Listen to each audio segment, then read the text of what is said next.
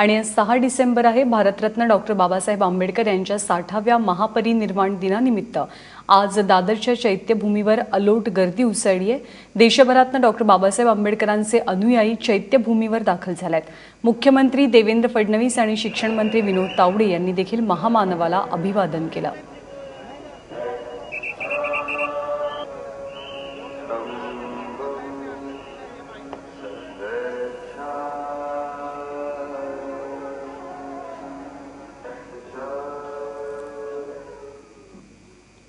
गेल्या अनेक वर्षाच्या माझ्या अनुभवात आणि आता मुख्यमंत्री म्हणूनही माझ्या अनुभवात मी सांगतो की देशापुढच्या किंवा राज्यापुढच्या कुठल्याही समस्येचं उत्तर हे या संविधानात आपल्याला सापडतं.